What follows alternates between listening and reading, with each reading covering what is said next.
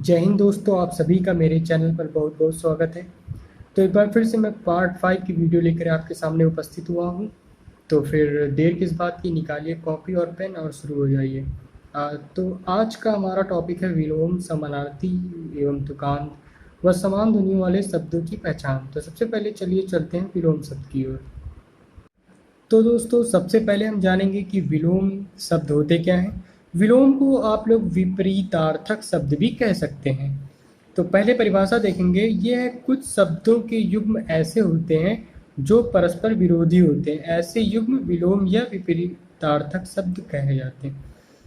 अब आप इनके एग्जाम्पल देखेंगे तो समझ जाएंगे। बाकी आप ये सब तो बहुत पहले ही पढ़ चुके होंगे, बहुत छोटी कक्षाओं में ये हमें अक्सर पढ़ने को मिलता है। तो पहला है सुख। सुख का विलोम क्या होता है? दुख। अनुज का अग्रज, अमृत का विष, आगत का अनागत, ऊंच का नीच, जीत का हार, अस्त का उदय, आग का पानी, पतनोन्मुख का विकासोन्मुख, पराजय का अपराजय, पापी का पुण्यात्म, निराधार का साधार, निर्दय का सदय, आविर्भाव का तिरोभाव, अनुलोम का प्रतिलोम, अनुरक्ति का विरक्ति, आयात का निर्यात, एकेश्वरवाद का बहुदेववाद, प्रदोष का प्रत्युष, सदुपयोग का दुरुपयोग, सूक्ष्म का स्थूल, सत्कार का तिरस्कार, सम्मान का अपमान, सौभाग्य का दुर्भाग्य, सुलभ का दुर्लभ, सद्भावना का दुर्भावना, हित का अहित, आग्रह का दुराग्रह, उर्वर का अनुर्वर, बाढ़ का सूखा, शीत का उष्ण, संकीर्ण का विस्तीर्ण,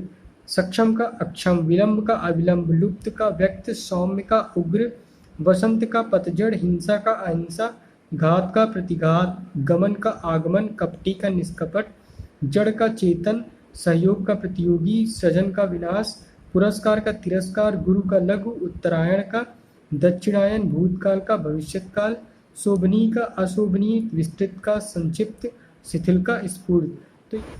तो दोस्तों, अब हम विलोम शब्द के बाद देखेंगे पर्यायवाची या समानार्थी शब्द। तो आप इसके अर्थ से बिल्कुल जानकार होंगे कि समान अर्थ जहाँ प्रकट हो वही समानार्थी है। ठीक, एग्जाम्पल देखिए, समझ में आ जाएगा। जैसे अहंकार को और किन नामों से जानते हैं? घमंड, अभिमान, दंभ, दर्प। ठीक, और इसके बाद यहाँ पे काफ़ी लिखे हुए हैं, आप स्क्रीनशॉट भी ले सकते हैं।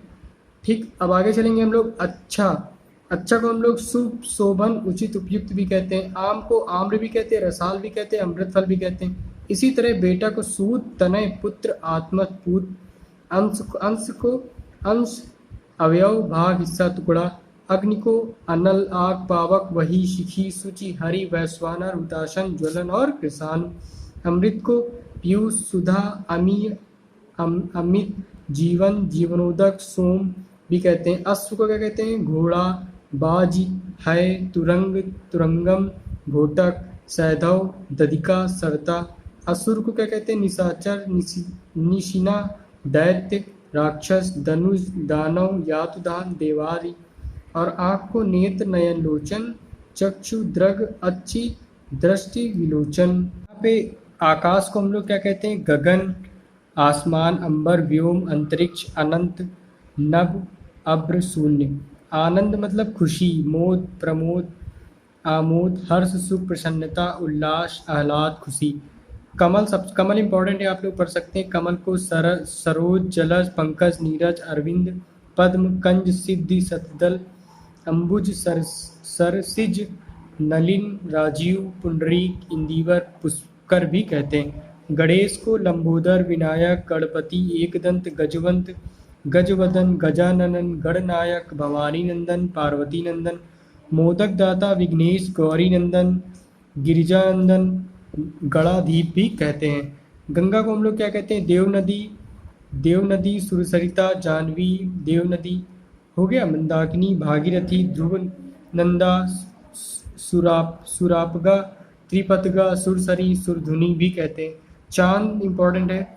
चांद में चंद्र, चंद्रमा, हिमांशु, सुधांशु, सुधाकर, राकेश, शशि, सारंग, निशाकर, निशापति, मृगांक, कलानिधि, कलाधर, कलाप, रंजनी, राकापति, इंदु, शशांक, विधु, मयंक, हिमकर, शीतांशु भी कहते हैं। जल को पानी, नीर, तोय, वारु, अम्बु, पै, सलिल, उदक, अमृत, मेघपुष्प और सारंग। नदी को ऐसे ही सरिता, वाहनी, शैलजा, अपगा, तटिनी, निम्नगा, निर्झरणी, तरंगिणी, तरंगिणी के बाद जलमाला नद शैवालिनी प्रवाहिनी। पति को वल्लभ स्वामी आर्य ईश दूल्हा भतरी सहचर सुहाग सौहर और साजन बालम भर्ता भी कहते हैं। इसी प्रकार पत्नी को भार्या स्त्री दारा गृहिणी बहू कलत्र प्राणप्रिय औरत अर्धांगिनी गृहलक्ष्मी जीवन संगिनी सहचारी और बेगम कहते हैं। पर्वत को हम लोग भूधर शैल अचल महीधर गिरि पहाड़ नग नगपति धरणीधर मेरु शिखर नाग अद्रि और तुंग कहते हैं। इसी प्रकार पुत्री को आत्मजा तनया सुता नंदिनी दुहिता तनुजा बेटी और लड़की कहते हैं। पृथ्वी को धरा भूमि वसुंधरा धरती धरणी धरणी धरणी और धरित्री वसुधा भू मही इला और उई कहते हैं। पवन को हवा अनिल गंधवा पवमान प्रभंजन प्रवात वात वायु समीर समीरण मातरिस्वा भी कहते हैं। बिजली को विद्युत चपला चंचला दामिनी तड़ित सौदामिनी भी कहते हैं। बादल को मेघ अभ्र जलद, आप ध्यान रखिएगा बादल को जलद कहते हैं। अम्बुद जीमूद धराधर नीरद पयोद बलाहक मेघ वारिद वारिधर वारिवाह।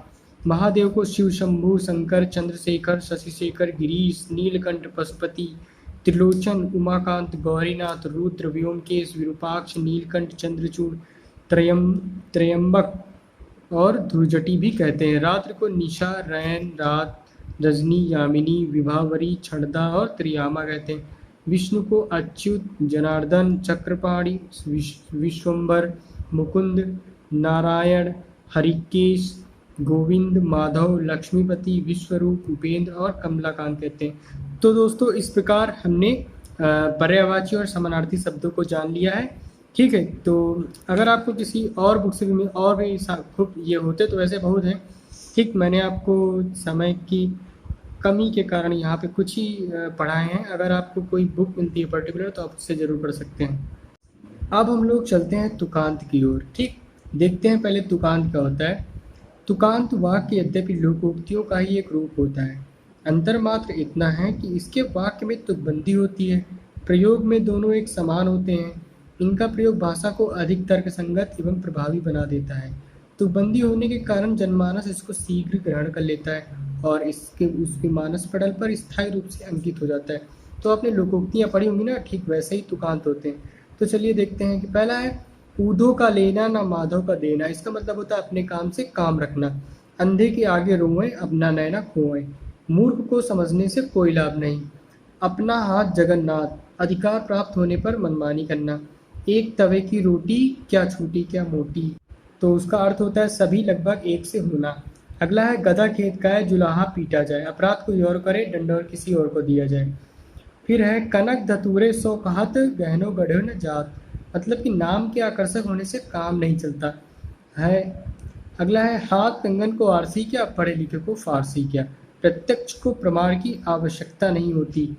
कोठी वाला रोवे छप्पर वाला सोवे, अधिक धन चिंता का कारण बनता है। पढ़े फारसी बेचे तेल, यह देखो कुदरत का खेल, मतलब है योग्यता होते हुए भी व्यवस्था के कारण निम्न स्तर का कार्य करना। अगला है थोता चना बाजे गना, अल्पज्ञ बोलता अधिक है। अगला है चमत्कार को नमस्कार, मतलब सफलता ही श्रेष्ठ होती है। जहाँ जाए भूखा वहाँ पड़े सूखा, मतलब दुर्भाग्य कभी भी पीछा नहीं छोड़ता। जैसे सांपनाथ वैसे नागनाथ, मतलब जैसा व्यक्ति होता है उसके सहयोगी भी वैसे होते हैं। अगला है पासा पड़े सो दांव, राजा करे सो न्याव, अधिकारी की बात मान्य होती है। 100 सुनार की एक लोहार की, ये तो आपने पढ़ा ही होगा। एक बार में ही कार्य सिद्ध होना। आम के आम गुठलियों के दाम, मतलब दोहरा लाभ। मान ना मान मैं तेरा मेहमान, मतलब कि जबरदस्ती गले पड़ना। हाथी के दांत खाने के और दिखाने के कुछ और होते हैं। कथनी और करनी में अंतर होना। अधजल गगरी छलकत जाए, भरी गगरिया चुप जाए, तो इसका अर्थ होता है अल्प ज्ञान या धन पाकर अत्यधिक मुकर होना। ठीक, तो यहाँ पे आपने कुछ तुकांत शब्दों को देख लिया है। तो आज के वीडियो में हमने विलोम शब्द समानार्थी और तुकांत शब्दों के बारे में थोड़ा थोड़ा ज्ञान जरूर प्राप्त कर लिया है। ठीक, बाकी आपके पास अगर कोई अच्छी सी बुक है तो आप उससे ज़रूर पढ़ सकते हैं, क्योंकि समय की कमी के कारण मैंने आपको यहाँ बहुत कमी पढ़ा है।